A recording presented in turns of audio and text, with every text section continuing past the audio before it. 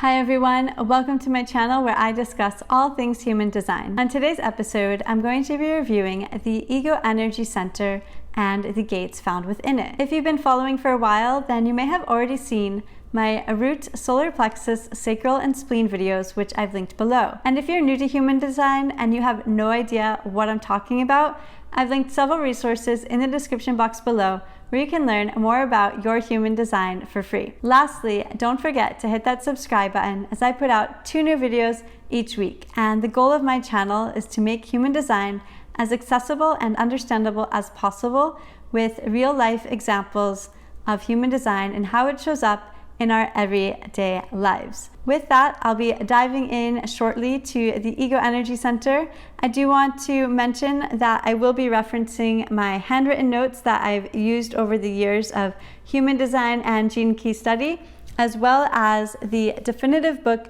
of human design, The Science of Differentiation, which was co-written by the founder of human design, Ra Uru Hu, which I will also link below. I'm super excited to share today on the Ego Energy Center because the Ego Energy Center is one of the most misunderstood energy centers in our human design chart. First of all, it is called the Ego Energy Center. However, it also represents our heart center. So when I say Ego Energy Center, I'm not referring to ego in the way that we might think. I'm actually referring to our heart center. About 30% of us have a defined ego energy center, and the rest of us have an undefined ego energy center. The ego energy center is one of our motor centers in human design, and it also governs our stomach, gallbladder, thymus gland, motivation, and willpower. If you have a defined ego energy center, the way I like to think about this is kind of like you have this cheerleader inside of you that keeps pushing you to move forward and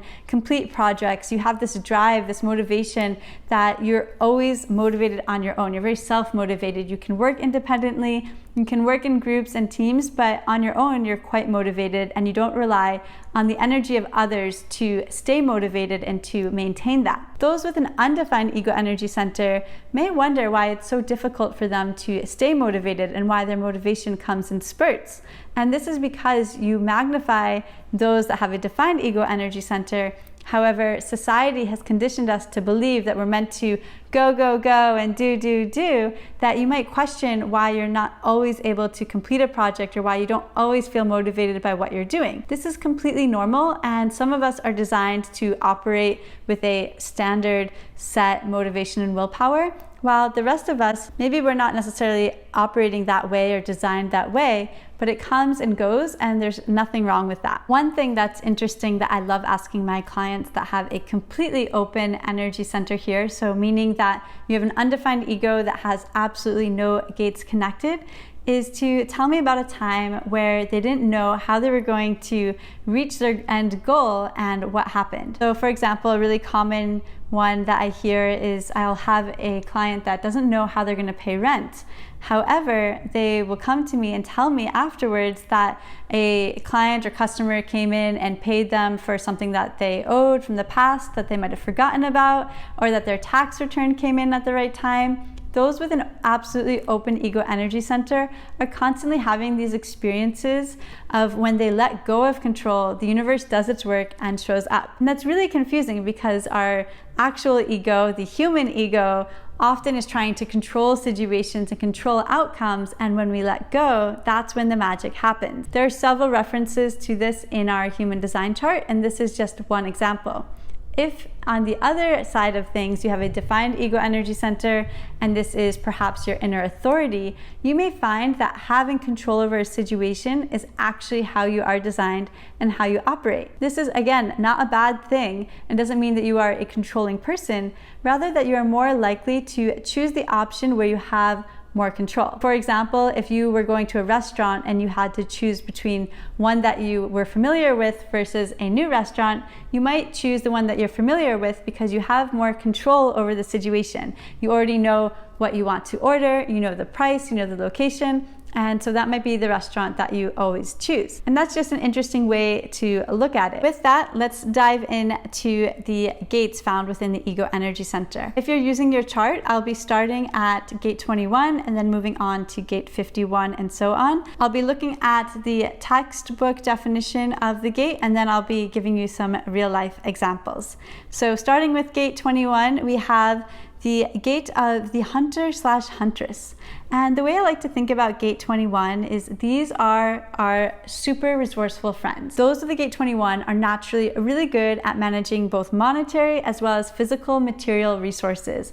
If I'm going on a camping trip and I know someone has a gate 21, I will actually put them in charge of the food portions for the trip, because I know that for them it just naturally comes to them. They naturally know how many potatoes we need, how much water is needed. This is something that is kind of, one of their superpowers. And I love that about the different gates, because each gate has different characteristics to it, and they're so specific and so detailed. And it's so fun to see how they show up in the real world, as I myself have a completely wide open Ego Energy Center, and I can't necessarily relate, but I have learned now through the years that those of the gate 21 are super resourceful.